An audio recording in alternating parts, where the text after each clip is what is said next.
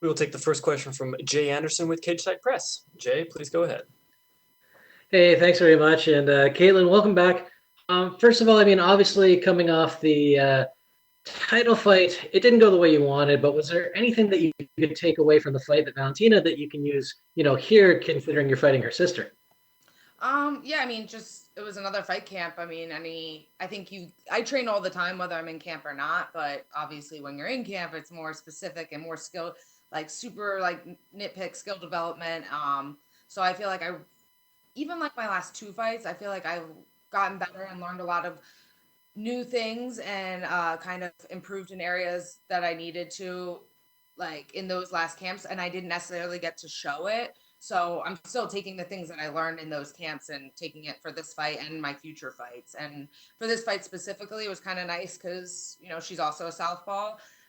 So a lot of like my sparring for my last fight was southpaw. So it was like, all right, cool. It's a lot of this stuff we were kind of working on, basic stuff for that, I can apply in this fight as well. And you're going from a title fight in a packed arena to one that's going to be essentially in an empty UFC Apex. Does that seem a little surreal how everything's changed so quickly?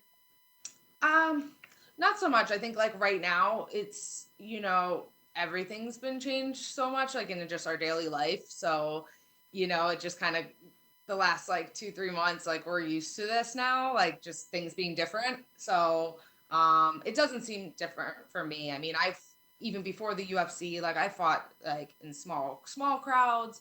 I haven't fought in Ultimate Fighter, but I help coach, so I've been in that environment. I fought in like middle of Ohio in the middle of nowhere in a baseball field. So I'm kind of used to fighting in all different environments. And it was kind of nice because my two teammates, Sajara Eubanks and Claudia Gadea, they fought in Jacksonville last week.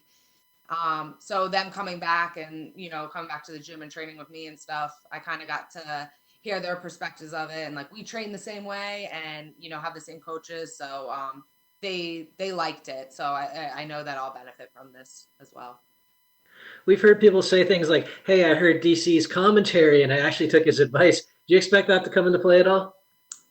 Yeah, I just hope like it's funny. One of my like couple fights ago, I don't know if it's a good or a bad thing, but I always hear kind of the commentary. I don't know if I'm not paying attention to the fight as much as I should, but I definitely always hear them. And I remember one time I had a fight and it was in the third round and I was like, it's kind of close, but I think I'm winning. And I remember hearing DC being like, Katlyn's definitely starting to pick up the pace and she's really putting on the pressure on her opponent. And I was kind of like, yeah, you're right. And it kind of like motivated me. So it was funny because I've always thought that I'm like, when DC commentates, I've heard him before and it's helped me. And that was like in a normal arena. So then when people were talking about it, I'm like, man, I hope they're not ruining it. I hope he's not like this time. I'm like, I hope he's not quiet. I want him to keep doing his normal thing. All right, and last one for me. I mean, a win here is kind of interesting because you would have a win over the champ's sister. On the other hand, you've already fought her once. But do you think a big victory here can fast track you back to a title shot? I think her being her sister doesn't have any part in it, but I think a win's a win, whether it was against her sister or anyone else in the division. I just think the only way you get back to the title shot is just, more wins in the division. So I think the sister part doesn't have a play in it, but just getting another win is obviously super important.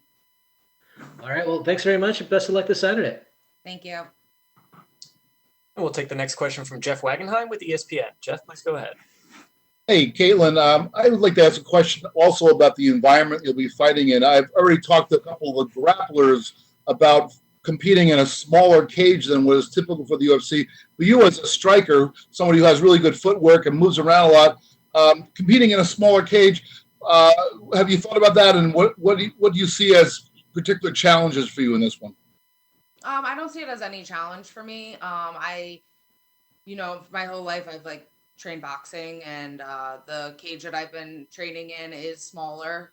So I'm used to that. And, when I box spar, like I've competed in Golden Gloves and have a heavy boxing background, our rings are even way smaller than the cage. So especially in the gym, they're small. I kind of like it. It kind of pushes the action more. I think a smaller cage is better for the fans because it just kind of like pushes the action. And yeah, the cage is still big. I can still use my footwork and movement and everything just as well. That's an interesting perspective. Of course, you're also competing against another person who has a striking background as well. It's not like you're you're dealing with somebody who's always trying to take you down. But does that also play into it? You look at it as this is essentially striker versus striker. I know you're both well rounded, but those are strengths for both of you, and your footwork in whether it's a big or small cage is the thing you think can make a difference. Yeah, I think I'm just a better fighter. So whether we fight in a 30-foot octagon or like a 5-foot octagon, I think I'm gonna win regardless. 5-foot octagon, man, that's a really small one. Yeah. Yeah, thanks a lot. Yeah, no problem. And we will take the next question from Andre Kachuturian, sorry, with the New England Sports Network. Armenian. Hey, yeah, Armenian. Hey, Katlyn, how are you? Just one question, couple questions. Previous times when you've lost your fights, you've bounced back with victories. Is there anything that happens to you mentally after a loss where you come out extra focused? I think that I'm always, very focused, whether I'm training for a fight or not. I think when you come off of a loss, that feeling's definitely like fresh in your mind, and you're like, okay, this sucks. Like, I definitely don't want to feel that again. The best way to get over a loss is to get a win, and it feels really good. So I guess, having the loss fresh in your mind is a little bit extra motivating going in. But yeah, this is kind of nice because, this is my first fight in a while where I don't have the pressure of the title fight. So that hasn't happened in, last maybe year and a half, 2 years for me. So that's kind of refreshing now. And we've seen all the support you've gotten on social media from the Armenian community. Have you made any connections with other Armenian fighters in the MMA world, like Edmund Shalbazian or any others? Yeah, actually, I met Edmund in November. We were both on the MSG card, so it was kind of cool to meet him. Like, we kind of were social media friends through that and through the Armenian community and stuff. But it was kind of cool that we were both on the same card, and being such a big event, both of us at weigh-ins having the flag was pretty cool.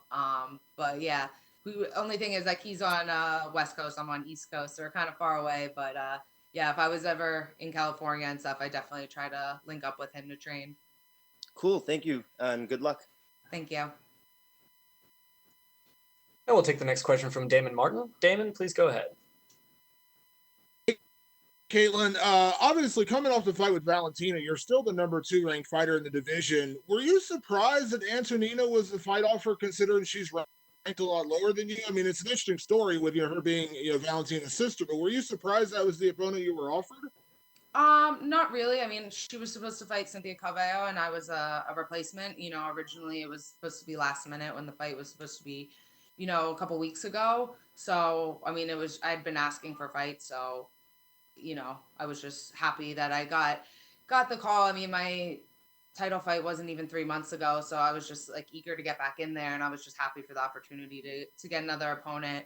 I kind of feel for the flyweight division, a lot of the fighters have already fought each other. So it's just kind of it's still a new division. It hasn't really been around that long. So until the rotation of fighters go in, I think it takes a couple years for the rankings to really make sense. So, just because she's ranked number 12 doesn't mean she's ranked number 12.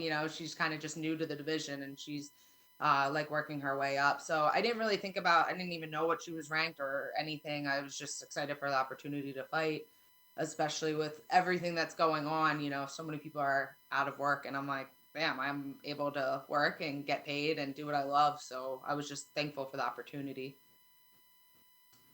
We've seen a lot of fighters come off title fights, and some are more fired up and they come out and end up building a great winning streak. But we've also seen the other side where it's like that letdown when you don't get the title, and they kind of, they almost say fall apart, but they just don't quite see themselves for a couple fights after that. How important was it, coming out of that one to get right back in there and kind of regain that motivation, regain that momentum, going out of the title fight and then kind of restarting your climb back to the title? I never really, even after the loss, I never lost motivation. I mean, if I felt I'm the type of person, I'm pretty good at reading how I feel and stuff. And if I sensed a little, even just a little bit of lack of motivation, I would either not fight, or I would take time off until I rebuild that. I would never go into a fight unless I was 200% motivated and confident. So that losing that wasn't really an issue for me. If I'm pretty honest with myself, and if I felt any type of negative energy or anything with that, and I definitely wouldn't have taken a fight. You mentioned the flyweight division is still relatively new, but a big part of a new division is getting that exposure, getting that spotlight. When you had your 2 fights that earned you the title shot, you ended up being on the prelims, and I'm sure you saw they just recently announced, Jessica Ai and Cynthia Calvillo are going to headline a card on June 13th. And there's been a lot of blowback. A lot of people saying, "Oh, this is a terrible main event. This is a bad fight. Why are we seeing this as the headliner?" What do you make of the division, not getting that spotlight? Do you feel like it's good? Why are people having this blowback? Because obviously you and Valentina were a high profile fight, and Valentina's title fights are going to be high profile. But do you feel like it's going to take high profile fights like Jessica and Cynthia getting a main event to finally get more people behind this division? Yeah, I mean, I think them, I don't know if other people aren't excited about that as a main event, but when I saw it, I was like, oh, this is awesome. Like, I hope it's a really good fight, because that's really good for the division. I think if UFC promotes some of the other fights in the division besides just the title fight, I think it just helps build the division and builds interest in the other fighters besides Valentina. There's other divisions where there's kind of like these little super fights and fights that are like matchups that are really exciting to see. And it might be like a number 10 and a number 9 ranked person, but everyone's excited to see it, and it kind of builds it up, and that helps grow the division and stuff. So the division isn't just based off of the title fights. So, with that fight, I'm excited to see that fight. So, I'm probably biased because I'm in the division, but, hopefully they put on a good performance and just bring more attention to the division, because there are a lot of good fighters and good matchups to be made in the division. It just kind of maybe needs more exposure. And last question to that point, do you feel like it is just a timing thing? Because we saw it with the men's flyweight division for the longest time when Demetrius was on top. He was obviously great at what he did, but it seemed like, the interest kind of waned outside of him because there just weren't as many high profile fights. Do you feel like that's necessary? We need more high profile fights. Like, there's a storyline with you and Valentina's sister. It's an interesting story. Obviously, Jessica and Cynthia headlining a card. Like, do you feel like we need more of that to bring the eyeballs to the women's flyweight division? Yeah, and I think, through time, that'll develop. I mean, even like the women's strawweight division in the beginning, when Johanna was just dominating everyone, it was this almost the same as the flyweight division right now when that first started. And, look at it now. Like, there's so many good, feels like it's so deep, but all those girls that are in there now, maybe besides Weili, they have been in the division for a while. It's just, it needed time to develop and certain matchups to happen. And, when Ronda was at 135, I'm speaking for the women's divisions because that's kind of just what I follow more. But when Ronda was at 135, it was the same thing. And Amanda Nunes was in the division when all that was going on. And only Ronda's fights got, attention, and now it's a little bit deeper. So I just think through time and the flyweight division will be up to the same as those. Thanks, Katlyn. Yep. And we will take our last set of questions from Augusto German Niezge with Somos MMA. Augusto, please go ahead. Hi, Katlyn. How are you? Good. How are you? Fine, thank you. I want to know which aspects do you consider are going to be the key for winning, and what do you need to be careful of on Saturday? I think the keys for me is to just, take a little bit of risk and not play it too safe, and just fight how I fight in sparring. If I fight how I fight, like I had my last sparring session Saturday, and I just felt like super on point, really, really good, really aggressive. And if I just fight the way I've been sparring the last couple of weeks, then I'm definitely going to get the victory. And how much did you have to change in your strategy for this fight? Do you think that you might be in a disadvantage, taking into account that you have already fought against Valentina and they train together? No, I don't think I'm at a disadvantage. They're totally different fighters. I train with people that have fought Valentina. People in the MMA community, it's really small. You train with people that you fight, all different things. I don't think that matters. It doesn't, just because you train with someone doesn't mean you have the same you magically get the same abilities that they have. And the last one for me, how did you manage to prepare for a fight in the middle of the pandemic? How did that affect you? Yeah, it's pretty crazy. I mean, I live in Long Island, New York, which is, hit pretty heavily with the pandemic. I mean, nothing looks like it's even being close to the talks of things opening isn't even really an option right now for us in New York. So yeah, it was kind of crazy when I originally took the fight. They're like, "Do you want to fight in like 17 days?" I'm like, "Okay, I haven't even really been out of my house, but I have a heavy bag. I have an Airdyne bike. Like, let's do this. I'm down. We'll figure it out." And luckily, the fight's getting pushed back kind of gave me a little bit more time. And it's pretty crazy. I mean, I've had a really good training camp for this. It was kind of nice because for me, I drive all over. I drive from Long Island to South Jersey to Manhattan for training. And the only positive about this is there was no traffic, so that was very nice. But yeah, I had really good training. Unfortunately, I can't even like really post pictures or not that that's important, but I can't talk about like where I train just because it's so strict in New York. We're pretty much I feel like I'm like a drug dealer trying to train for a fight. So but yeah, I got good training. That's all I can say.